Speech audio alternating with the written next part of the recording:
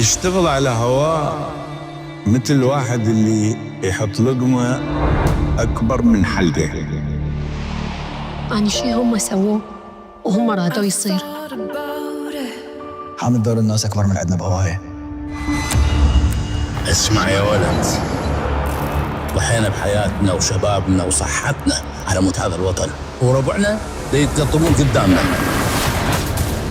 وصلني تقرير عن أراضي انباعت بطريقة مو صحيحة. اللي يتولى منصب أما يأمن نفسه أو يدمرها. حامد أبي طعم. منين ما راح تلتفت أنت وابنك راح تلقوني بوجهكم. خاف عبالك أنت مدعوم، ماكو أحد لازم ظهرك. أنت تعرف كل الزين أنه هذه القضية بها ناس بقوايا مو بس معنا. منتظرين يصير هذا الزواج حتى يفضحوك أنت وأهلك. من يحبك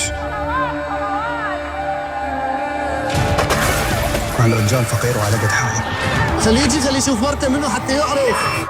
بس خوفك من الحليم مداغبها. ابن الباشا على MBC العراق. رمضان يجمعنا.